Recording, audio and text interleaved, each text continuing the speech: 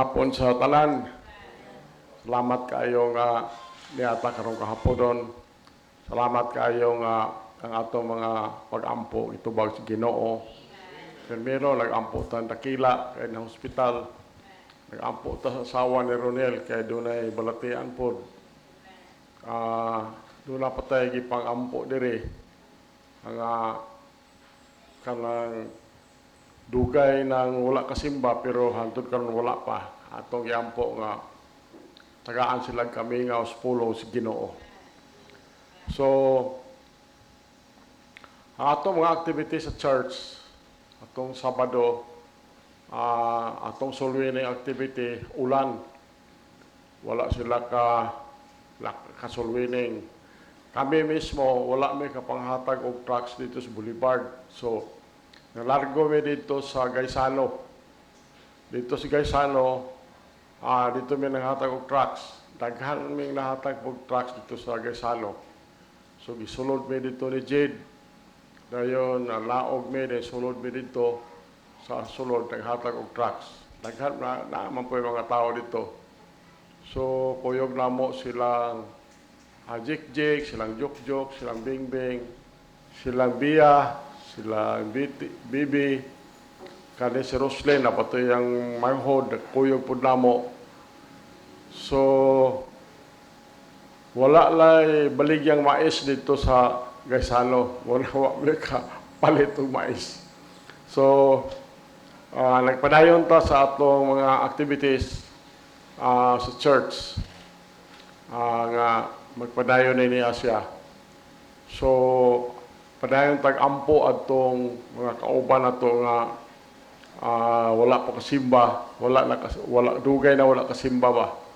Atong iampo sila kay mingawon puta nila po. So,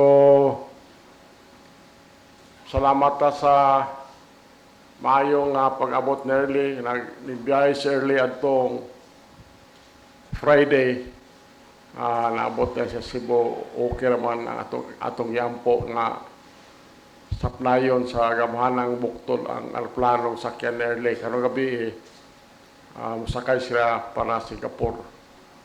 So, nalipay ta kay nausa atong pamilya. Lahi yun ang kalipay sa ginikanan kung mausa ang imong pamilya. Nakatanan ba? Medyo kulang lang, pero sige lang. Tuan naman tos langit itong isa. Okay, so dito magdugay, manindog ta, kaning bersikulo nga itong basahon, kumun kay ni, ambot lang kumun ba nimo, pero para nako, perting kumun kay ni Asya. Tungod kay maunay ipag-memorize among ginikanan sa una. Ephesians chapter 6, 1-4. Dayon katong gikanta sa choir, maunay Joshua 24:15b. Siguro amot lang kag nakamatikod ba mo nga ang atong Sunday school lessons, ang awit sa choir o ang atong wali ning kuan ni siya ning usara ba wala man may magsabot ani. So it is the Holy Spirit nga mao nagagiya ani tanan nga mao ni ang atong mensahe aning kahaponon. Ephesians chapter 6 1-4 dayon usahan nato basa ng Joshua 24:15b. Kila mo? Okay, kamo tanan basa ang Ephesians 6:1. Ready, read. Verse 2, go. Verse 3, go. Verse 4, go.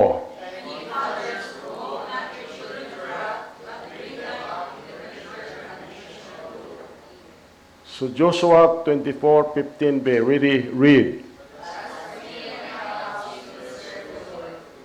Apo ta, amahan naman lang itnon, buhin ang mga Diyos. Salamat kay amahan sa imong pulong. Salamat sa balaang Espiritu nga nining adlaw Ginoo sa among pagsimba kanimo na tagaan na mo pagtagad Ginoo ang family. Mahal mo lang noon, salamat kay Ginoo sa imong paggiya kanamo. O salamat amahan sa gihatag nimong wisdom sa Sunday school teacher nato sa makahamtong bisan Sunday school teacher sa kabataan nga gitagaan nimo si sweet o kasing-kasing Ginoo nga mutudlo ang mga bata amahan, dili lisod ba tidloan mga bata amahan, pero naa sa iyang kasing-kasing Lord, gibutang nimo diha sa iyang kasing-kasing pagtudlo sa mga bata. Salamat kay amahan. Salamat kayo ang maanidot kawit sa choir nga naandam among kasing-kasing pagpaminaw sa imong pulong o mauna ang atong trend Ginoo nining panahon na amahan. Dios ka langit no, nining kahaponon, samtang kini mong ulipon maghatag sa mensahe, wala ni kahibalo, tagay igsusulti. Pabone kami Ginoo sa bililhon nimong dugo, abuga ang mga evil spirits, pinagis dugo ni Jesus Christ, o tagay o conviction ang matag usa Ginoo, nining mensahe. Tungod kay kaning mensahe para ni sa tanan amahan. Dios nga langit nun, kini among pag-ampo, pangaliw po kanimo, gisalig na mo ang tanan Jesus Christ, among bugtong personal nga manluluwas. Amen. Okay, malikot ta. Kaning verse 1, mauni ang gipamemorize gud namo sa among ginikanan, gamay pa mi. Mao siya. So ako pasahon na. Mga anak, tumana ang inyong mga ginikanan diha sa Ginoo kay kini matarong. Pasidunggi ang imong amahan o inahan nga mao ang unang sugo nga uban ang saad. Verse 4, aron kini makahimo og maayo kanimo og ikaw magpuyo nga dugay dinhi sa kalibutan. Tagaan kag long life ba? 4. O kamong mga amahan, ayaw hagita ang inyong mga anak ngadto sa kapungot, apan matutua sila diha sa pag-amuma o pagtambag mahitungod sa Ginoo. Sa Joshua 24b, mao nang awit sa choir, apan part na ni siya part, apan alang kanako ug sa akong paniwalay, kami moalagad kanimo. So, ang ato mensahe karon, last mensahe about family for the month of May. Ang uluhan ani, the sanctified household. Ang gibalaan nga panimalay, order, honor, and heritage. So, ang paghanay, ang dungog, o ang heritage, kaning panulundon.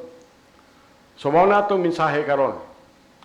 So, mga igsoon, brethren, beloved of the Lord, kung atong abrihan ang balaan nga mga pahina sa King James Bible, makita nato dinhi, mabasa nato dinhi nga ang Ginoo is not a God of confusion.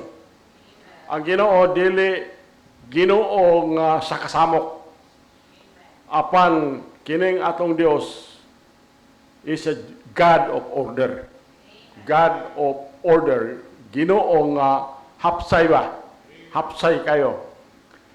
Gikan sa Garden of Eden to the heavenly Jerusalem, the Lord has established a divine institution nga nauna pa sa church o nauna pa sa mga nasod, mao lang family.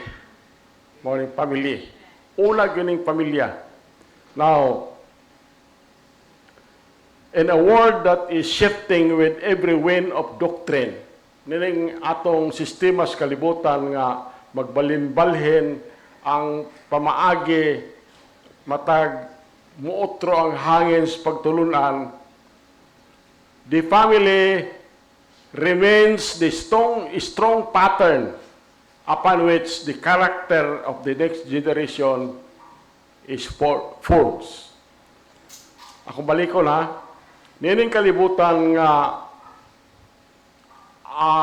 magbalhin-balhin ba matag uto sa hangin sa pagtulunan, ang pamilya nagpadayo na nga ligon nga pattern diin ang kinaiya sa next generation gihulma is being forged.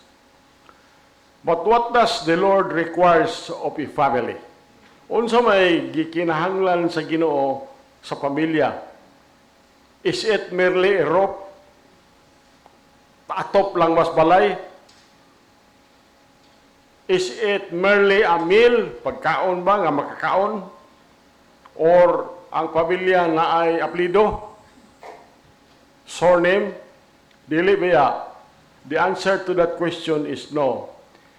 The Word of God declares that the family is a little sanctuary. Amen. Little sanctuary. Amen. Mga abutanan ba? Abutanan. Today, we shall examine 3 pillars of godly family according to the 1611 King James Version, that is obedience, honor, and consecration. So mao na ang ato susihon karon ang tulo ka haligi sa Dios nun nga pamilya pinagi aning atong gigamit nga Biblia 1611 King James Version. Okay, dali ra na ato mensahe. Number 1, the duty of children. The duty of children, obedience in the Lord. Obedience in the Lord. Basahon ninyo ito ng Ephesians 6:1, 2, and 3. Ephesians 6:1, kami basa tanan. Ready, read. Verse 2, go.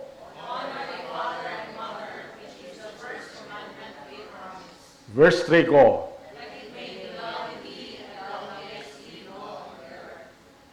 Okay. First of all, ato daw i-address ni sa mga batanon, mga young. Let us address this to the youth and the little ones na niya sa atong palibot. Si Apostle Paul, nagsulat niya pinagi sa Balang Espiritu, wala siya mo suggest og obedience. I repeat, si Paul pagsulat niya wala siya mo suggest nga kining mga batanon mo obey. Wala siya mo suggest, dili suggestion. Iya ni gikuman. Gimando niya ni hikuman sit.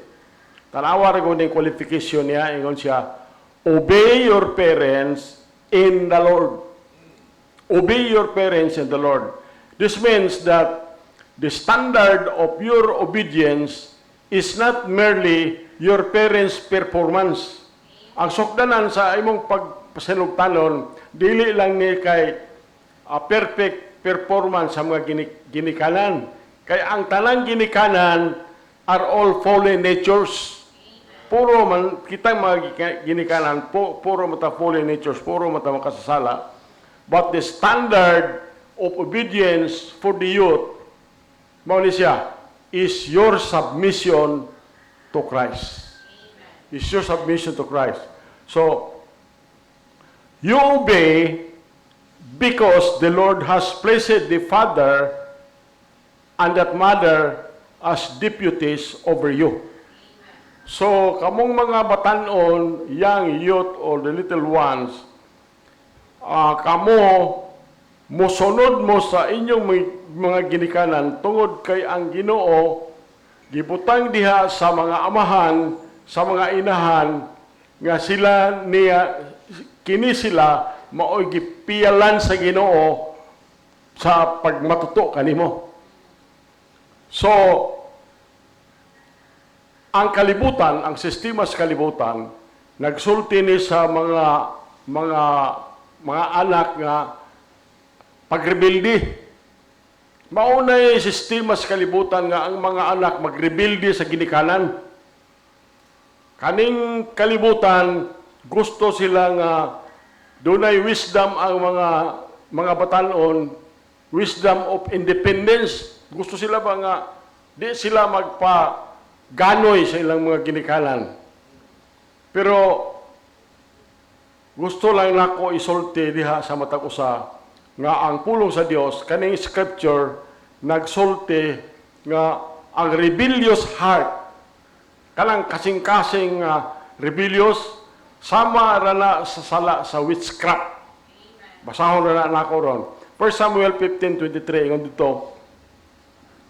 For rebellion is as the sin of witchcraft, and stubbornness is as iniquity and idolatry. Because thou hast rejected the word of the Lord, he hath also rejected thee for being king. Kaning 1 Samuel, mao ni ang gisulti ngadto sa ni Saul katong pirmirong hari sa Israel. Giingnan siya diri nga because thou hast rejected the word of the Lord, he hath also rejected thee from being king. So si Saul gipulihan siya ni David. Yung dito, kay ang pagrebelde ingon sa sala sa pagbaton og abilidad sa pagpamarang. Na tinuod gid ning pagpamarang. Kato pa og nakay kontra alto si Kihod daghan na barang dito. Ambot na ka wa ampos si Jimbot adto dito wa man nagpalit.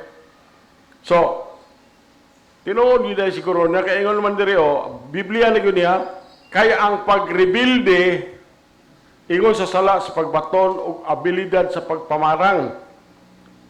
Kung ikaw anak magrebelde ka sa imuhang ginikanan, father and mother, sala na parehas sa nagsala sa pagpamarang. Og ang pagkamatinuanon sa gusto maingon sa pagkadautan og pagsimba og Diyos. Kasi dili ra lang pagsimba og Diyos ka lang naa kay larawan imo si pasibahon. Hasta po na naa siyang hasta pa nang kanang mga anak nga matinumanon sa gusto. Ingon ang pulong sa Dios, sama ra ka, nagsimba ka, Diyos nga sala na. Ingon ito, tungod kay ikaw, giingnan si Saul. Tungod kay ikaw, misalikway sa pulong sa Ginoo, siya usab misalikway kanimo, gikan sa pagkahari. So, ingon ani siya, when you young people speak harshly to your mother, when you roll your eyes at your father's instruction, latagaw imong mata ba kay di ka ganahan sa instruction sa ginikanan. When you roll your eyes at your father's instruction, you are not merely hurting them. Wala lang nimo sila pasakiti. You are breaking a divine commandment. Gisupak nimo ang commandment sa Ginoo. Note the promise. This is the first commandment with promise attached. Una-una nga kining promise kung masinugtanon ka na ay promise ni siya. Nasa ay promise ni siya. This is the first commandment with promise attached, that it may be well with thee, and thou hast mayest live long on the earth. Kung magmatinimanon ka sa imong ginikanan, ingon ang pulong sa Dios, mutaas ang imong kinabuhi. Mutaas ang imong kinabuhi. That it may be well with thee, that thou mayest live long on the earth. So, ang Ginoo ba murag gibutangan ni mag-wire bitaw ning universe aron ang respectful children walk into a long and well-favored life. So, paminaw mo mga anak, mayo untag na kompleto itong mga anak diri ba? Balikon ako nga kung nagmasinugtanon ka sa imong ginikanan, mutaas ang imong kinabuhi So simple ra kay analysis ani. Kung dili ka masinugtanon, mubo ka kinabuhi. Sayon ra kayo kay ingon man dire God has wired the universe so that respectful children walk into a long, well-favored life. But a stubborn child, stubborn, karamang gahig ulo, but a stubborn child cuts short his own days.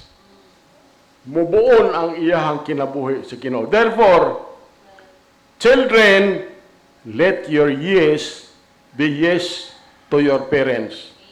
Let your feet run to their call, and let your mouth be filled with honor.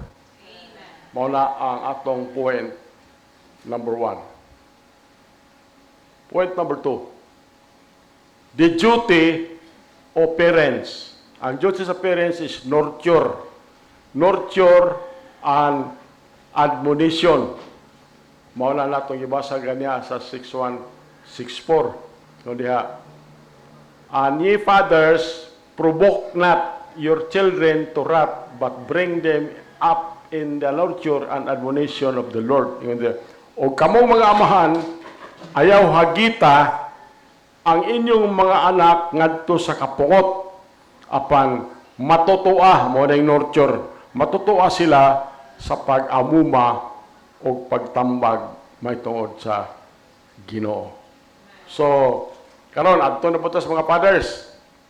Adto na putas mga fathers. And by extension siguro tanan mga guardians o tanan mga inahan.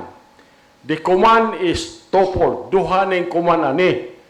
Ang command twofold, negative prohibition, ang isa positive injunction. First, the negative. Ingon dito, provoke not your children to wrath. Provoke not your children to wrath.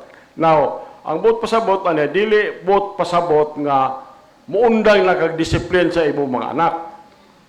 Tungod kay ang bunal, the rod and reproof give wisdom, matud pa sa Proverbs 20:15. Proverbs 29:15 ingon dito, the rod and reproof give wisdom, but a child left to himself bringeth his mother to shame. Ako balikon. Ang bunal ug ang pagsaway naghatag og kaalam. Batay ni, ang bunal ug ang pagsaway naghatag og kaalam. Apan ang usa ka bata nga gipasagdan sa iyang kaugalingon naggadala sa iyang inahan ngadto sa kaulawan. You see? This is very clear. Dili man ni pastor ning istorya ani ang pulong sa Ginoo ni atong gi-cite diri. So, but to provoke to wrath means to roll in inconsistency. Kana bang kita ginikanan atong gi-provoke sila nga masuko, ambot pasabot ana nagdumala ta by inconsistency, by cruelty, by nagging, or by hypocrisy. Wala ni ba? Mga amahan, fathers, when you scream at your child kung imong banghagan ang imong anak tungod kay namakak, but you yourself sit on your taxes, you are inviting wrath. You are inviting wrath. When you demand respect, kung kita mga ginikanan, nagdemand tag respect sa atong mga anak, pero wala ta mag-respect nila, but give none, you are planting bitterness. You are planting bitterness. So, do not crush their spirits with unreasonable demands or cold silence. Second, the positive. Positive. Yung dito, bring them up in the nurture and admonition of the Lord. Ang nurture, mo na yung pasabot sa Greek. Padia means, ang bot pasabot, training, discipline, and correction. Mao na ang bot pasabot sa nurture. It is the daily grind of teaching manners. Kalang matag-adlaw nga imo bagyong itudlo ang maayong pamatasan, itudlo ng maayong work ethic, kanang maayong unsay maayong paagi sa pagtrabaho o itudlo yun ng pag-ampo. Mauna itong Sunday School pod. Mauna itong Sunday School prayer. So, kanang nurture, it is waking them for church when you are tired. Kaning nurture parehas ni sa gipukaw nimo ang imong mga anak nga musimba bisag gikapoy ka. Totoo mubangon ka aron ang imong mga anak pukawon. So mao na both pasabot sa admonition. Admonition, Greek is noticia. Noticia means verbal counsel and warning. Verbal counsel and warning. Sultihan yun. Ingon ani ba? Kung imong imaginon, samara nga naglingkod ka sa tumoy sa katre sa imong mga anak, dayon tuwa ka sa tumoy sa katre, gabrihan nimo ang imong King James Bible, dayon imong ipadayag nila ang paagis kaluwasan. Possibly, imo siguro ang gibasa din kung mahimo, basahon nimo 1 Corinthians 15:1-4. Pero sa una ni ang kasagaran gud gabasahon ani John 3:16. Mao ni basahon, mao ni kasagaran. Pero karon siguro nga na antigo na tag-unsa gyud ang gospel, mao siguro na basahon ron 1 Corinthians 15:1-4. So you are not raising children. Bantayan niya, you are not raising children. You are raising adults for eternity. Kasya. So, every meal you share, matag kaon nga imong i-share nila. Every family prayer you utter is a break in the house of the Lord. Dili wala man siguro kita kay break dire ang atom kita re halublock man. So maingon nato pag sulti nini ang samtang nagpadako ta ani atong bata for eternity. Every meal you share, every family prayer you utter, it is a hollow block in the house of God. If you fail to nurture them in the Lord, if you fail to nurture them in the Lord, the world, the system of the world, will nurture them in the flesh. Mao ni bantayan yun nato. Bantayan. Pero ako na ning i-qualify daan nga ang ginikanan walay perfect, talanta in a fallen nature. Number 3,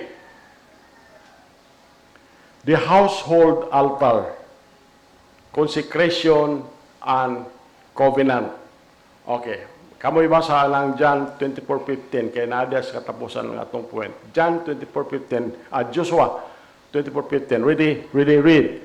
And if it seem evil unto you to serve the Lord, choose this day whom you will serve, whether the gods which your fathers served that were without the sight of the blood, or the gods of the Amorites, in whose land ye dwell. But as for me and my house, we will serve the Lord. So mao ni din ang climax. Here is the climax. Joshua stood at Shechem. Dito ni siya sa lugar sa Shechem. And he drew a line in the sand. He drew a line dito sa balas. Yun siya. Tungod kay ang sistema sa kalibutan, nag-offer ni siya og buffet of gods, buffet of Diyos. Mauna ang sistema sa kalibutan. For example, Diyos sa kwarta, Diyos sa kaugalingon, Diyos of entertainment, Diyos of business. Muna ingon si Joshua, choose you this day. But notice the unity, he did not say, as for me, I will serve the Lord and my family can do what they want. Wala sa mingon ana. So, ang wala sa mingon, ingon si Joshua, the patriarch spoke for the house. He took responsibility for the spiritual temperature of his tent. Sa to pa, take niya ang responsibility sa espirituhanon nga temperatura sa iyahang pamilya. Sa iyang pamilya. Tungod kay a family that prays together stays together. Okay, balik ko na ko ha. A family that prays together stays together. Now, I am not speaking of a sentimental wish here. I am speaking of a battle plan. I'm speaking of a battle plan. When a family kneels together in the morning, the devil trembles. Balik ko na ko ha. When the family kneels together in the morning, the devil trembles. When a father reads the 23rd Psalm before a meal, the angels lean in. So ato na lang po ding basahon ng Psalm 23. Siguro pa mo ang uban ninyo wala pa kabasahan. Basahon na lang nato ni. Okay, mao niya siya ang Psalm 23, 1 to 6. 6 naman eh. Okay, kami basahan ng verse 1. Ready, read. Nindot kayo, no? Verse 2, read.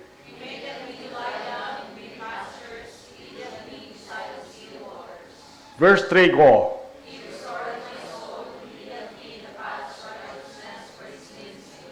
Verse 4, go.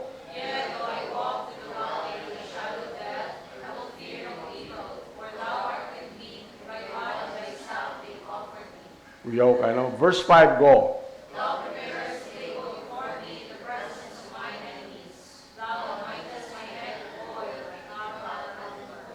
Verse 6, go.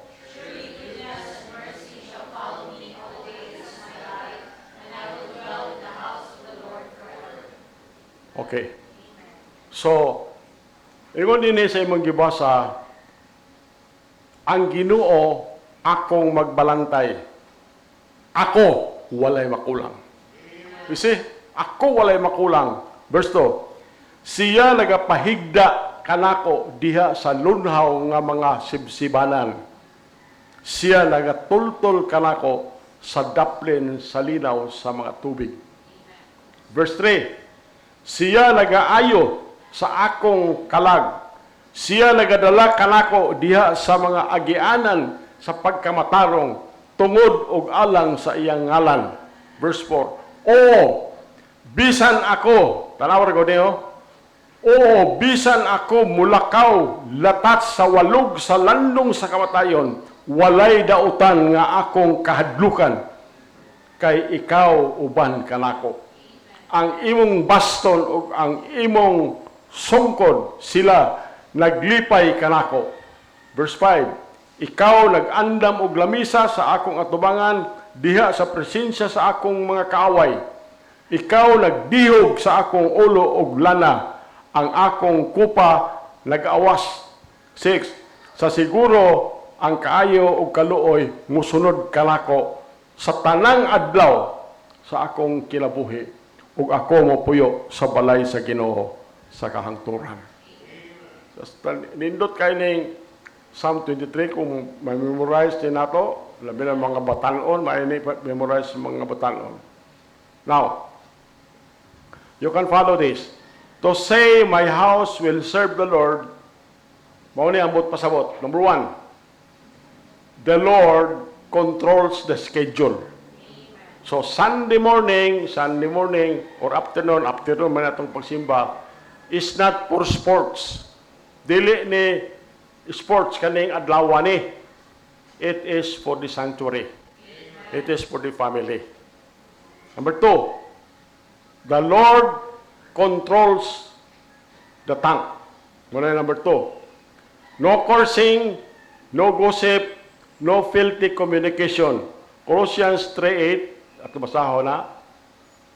Kaway basa na Colossians 3:8. Really read. But now you also put off all these: anger, wrath, malice, blasphemy, filthy communication out of your mouth. So mao na ikaduhay pasabot ni apan karon hukasan ninyo kining tanan, kasuko, kapungot, tinguha sa pagpasakit sa uban, pasipala, hugaw nga sinultihan gikan sa inyong baba. Number 3, the Lord controls the purse. There is offering before the bills are spent. Ako nagpasalamat ko nining iglesia, to everyone nga nag-support financially aning a church. So, number 4, the gospel in the family. The gospel in the family. So, mao na atong gisulti ang for the gospel in the family, sa pamilya. Na karon, but what if your family is broken? What if your family is broken? What if you are a single parent? What if your children have wandered? What if your father never taught you nurture? Do not despair. Ayaw pagmahay. Kinahanglan pong kay paglaom. Because the family on earth is a shadow of the heavenly family. For those of us who have failed, there is a Father who never fails. There is a Father who never fails. God the Father sent His Son, Jesus Christ, to adopt us into His household. Though we were prodigal children, Christ died for our rebellion.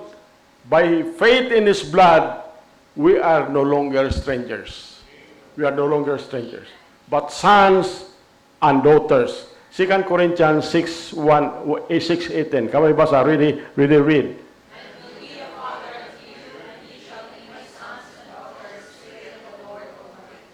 So if you are a parent who has provoked your children to wrath,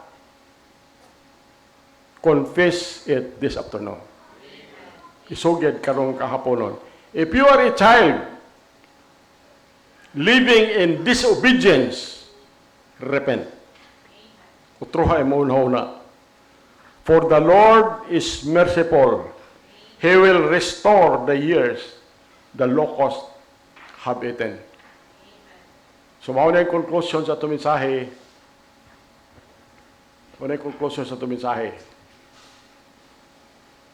Conclusion and application.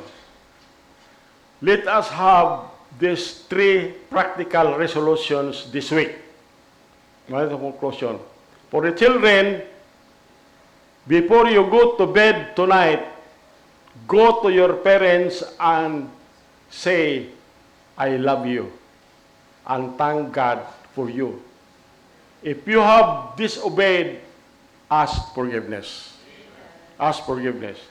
For the parents, start family worship. It need not be an hour. Gather for 5 minutes tonight. Read 1 verse. Psalm 127:1, mauna itong wali at isang Domingo. Pray 1 sentence. Sing 1 hymn. Dili na yung kayo bugat. Dili na yung kayo bugat na siya. Number 3, for the entire household, put Joshua 24:15 on your refrigerator. Para sa alang among mga bill na alas sa refrigerator ipampilit. Post Joshua 24:15 on your refrigerator or your doorpost. Let it be the motto of your home. As for me and my house, we will serve the Lord. Nindog ta mga apota. Labing kamahanan nga Ginoo, Almighty God, the Father of our Lord Jesus Christ, and the Father of every family in heaven and in earth, we bow before thee. Forgive us for making our homes houses of strife rather than houses of peace. Pour out thy Spirit, ibubo ang imong balang Espiritu, Ginoo, diha sa among mga anak, that they may obey with a cheerful heart, nga mosunod sila kanimo, Ginoo, uban sa malipayong kasing-kasing. Strengthen our fathers and mothers, that they may lead with grace and truth. Bind us together in thy covenant love, and until the day we gather around thy throne in glory, let every room in this church and every home in this congregation declare that Jesus is Lord. Mao ni ang akong benediction nga na kaninyo. The Lord bless thee and keep thee. The Lord make his face shine upon thee and be gracious upon thee. The Lord lift up his countenance upon thee and give thee peace. Amen. Ginoo, ang Ginoo magpanalangin kanimo ug magbantay kanimo.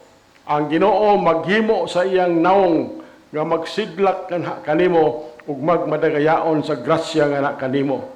Ang Ginoo magmaya sa iyang panagway nganha kanimo ug mohatag kanimo kalinaw. So mauna ang akong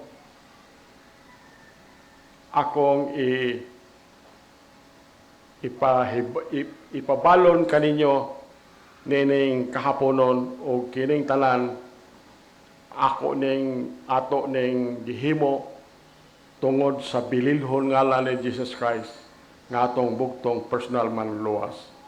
Amen. Okay, liguta. Okay, salamat sa mensaheng inawali karon. Amen. Now, as when the service, akong hangyo na matagosa, we're going to sing our last song, and we're going to sing Trust and Obey. Amen.